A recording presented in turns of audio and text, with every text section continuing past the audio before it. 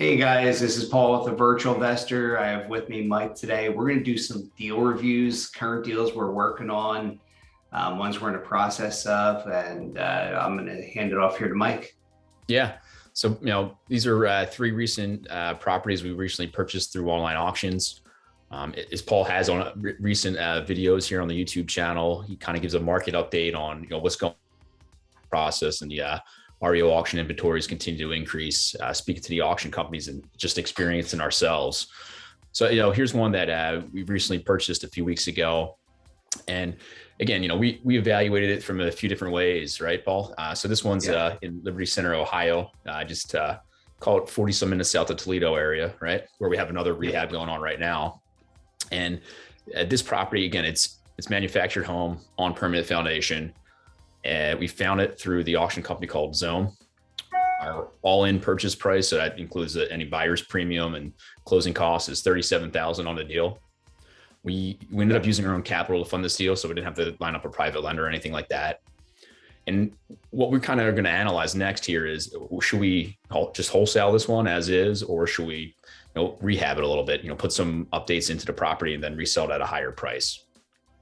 Yeah, and then real quick, I'm going to jump in, Mike, because this is somebody we did a property in Toledo, or in the process finish up a property in Toledo, which is about 25 minutes from here. So we used our agent that we're using there, which is another REO agent, to come take a look at this property, get some pictures, analyze it, and give us some information on it. So we had a little bit of help from him too, because we're having trouble trying to figure out exactly what we think the value is. And it's hard for us to say when we're not there on the ground compared to having an agent there. He gave us some great info, but go ahead, Mike. Keep going. Yeah, no, that's a great point. Even if you don't have a great agent like we do in this area, you got to reach out when you're analyzing these REO properties, reach out to the listing agent. If there isn't a listing agent, find a local agent and, ask them for this information. Let them know that you'll use them going forward after you purchase it to relist it, or, renovate and relist it with them later. So great tips there, Paul.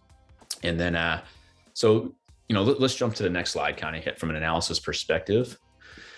And so kind of like, what strategy we're going to use, right? And this is our thought process. We're just sharing it with you guys here. So I'm just taking two different screenshots, and from the rehab analysis perspective, right? Let's go through that one first. Like I said earlier on the last slide, we're all in at 37, right?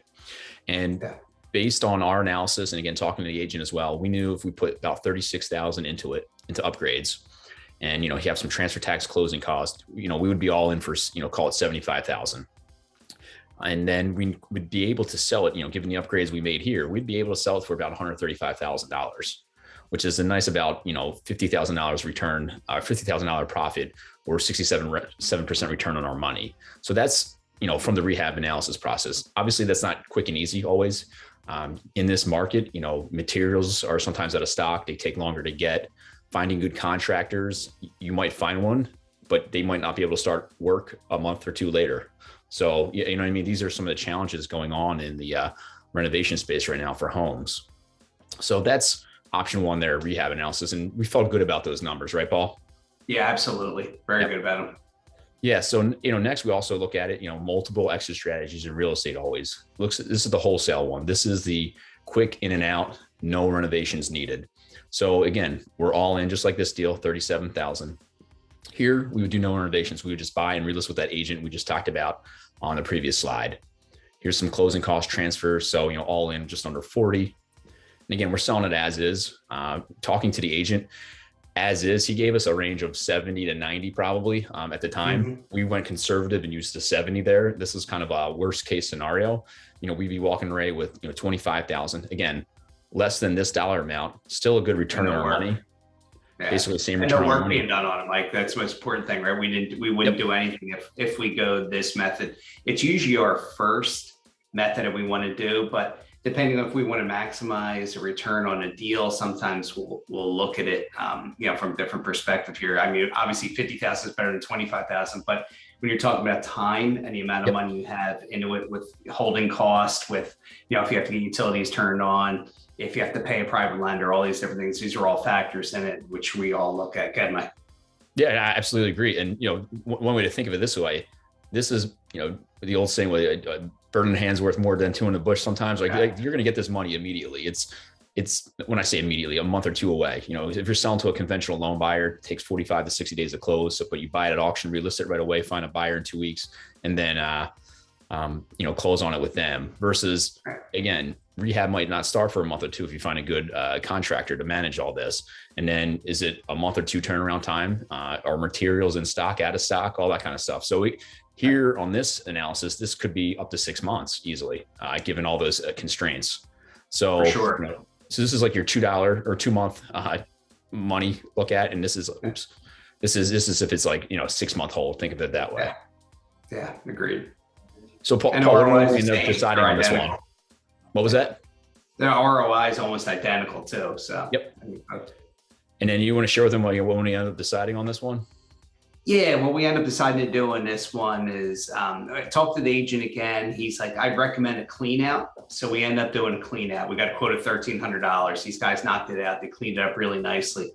And one of the weird things about this property, one of the reasons we got such a good deal on it, is because the whole driveway situation, right? Where the neighbor had put a fence up in front of the existing driveway because there's a way that technically that's their yard and they have a right to do that, but there's a means for us to get in on the backside there and create a new driveway. So that was deterring the bank to selling just any average Joe. So, we end up deciding to go this route just to maximize what we can get. And we listed at 89.9 and lots of showing schedule this week. So hopefully this is going to move quickly for us as is. And if we need to do the repair or a driveway, which we got a quote for, I think it's anywhere from $5 to $8 or $9 grand tops with removal of trees and everything in there to do a driveway. So we know what those costs are going in, and the inside looks very, very good. If we want to fix that more, we can, but I think Mike and I are just like, if we can get $80-some thousand for it and only have, $1,300 into it,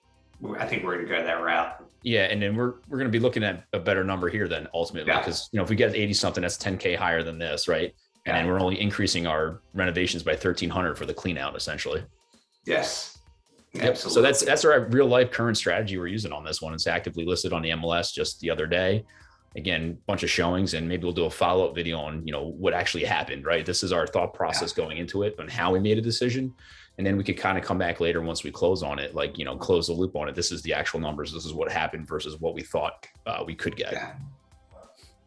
All right. So that's property number one, Paul. We're going to go to the next one now. All right. So this one is in Pennsylvania.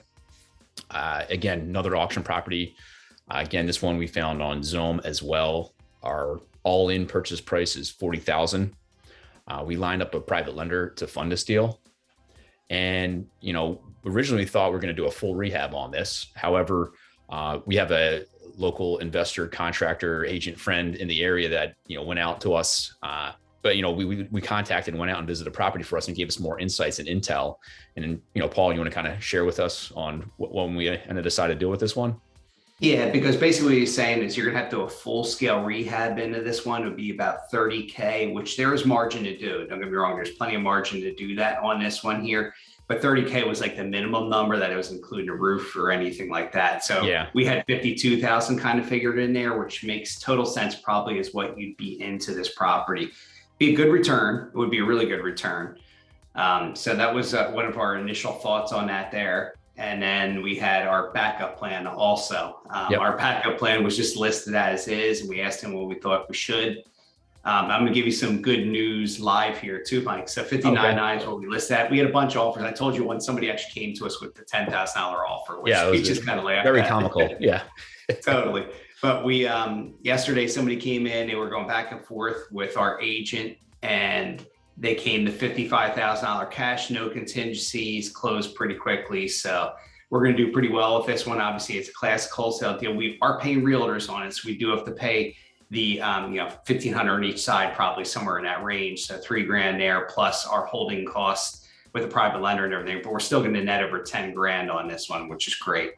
Yeah, I mean, that's great live breaking news there for this video right here. It's figure make you happy. Yeah, it does. Yeah, absolutely. So live reaction here. And again, we started rehab thinking this one, pivoted once we got some expert local opinion. The guy delivered, right? He said 59, you'll find a good number. We got 55 cash, no contingencies, as Paul just said live on the call.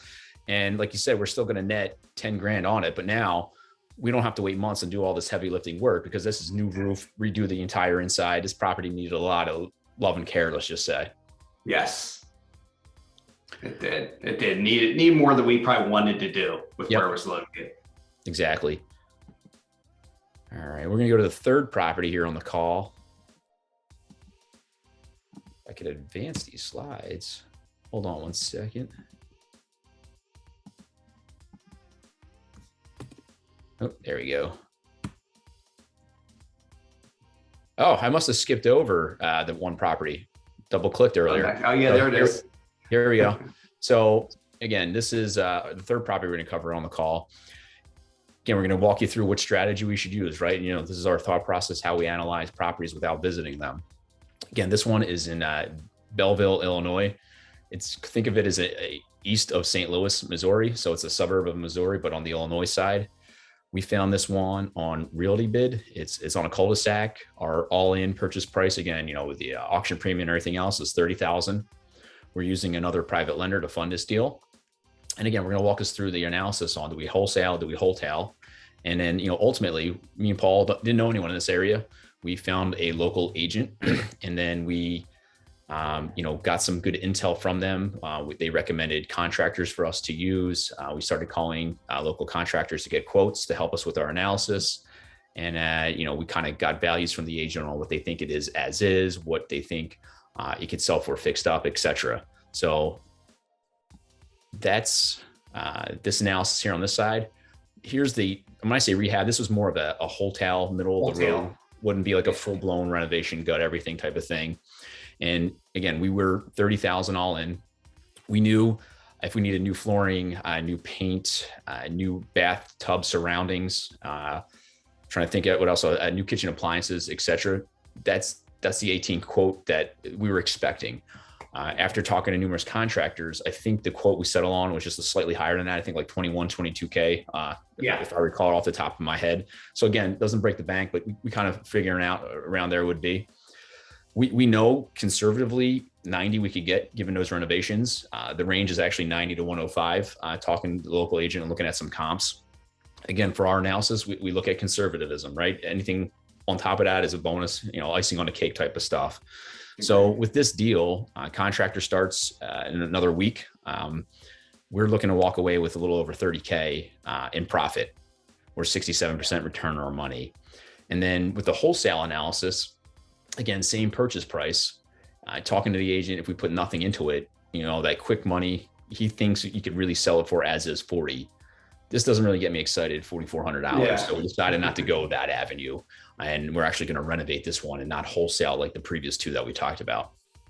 Yeah, that's a great example of how we analyze them, right? You look at it, is that worth our time to wholesale and do here with what we have in cost? Maybe we get slightly more than that, but we're going off the agent's information here. Doesn't seem likely. So doing these certain repairs that we're going to be doing on a property, we're going to bring up the value quite a bit. And if we get on a low end, we're going to get net 30. If we get on a higher end, we're going to net closer to 40 potentially, right? So always go conservatively with your numbers, go lower, even though we're in a market that's going up in value.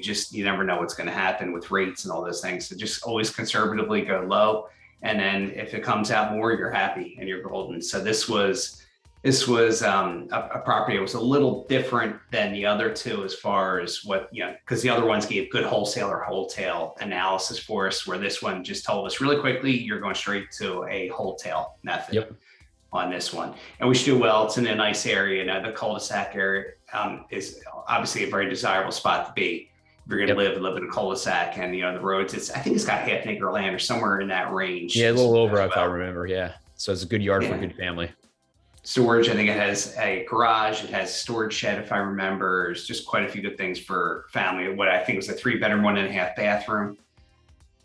So just an ideal type of property to do this on. And for a property you're picking up for 30 and say we're going to be into it for a little over 50 to net 30 plus, is pretty solid. Can't beat that return. Absolutely. I mean, you got to, you know, dollars might seem small to some people, but, you know, look at the return on investment, and that's less than 1 year too. You know, if you analyze it, it's even higher number.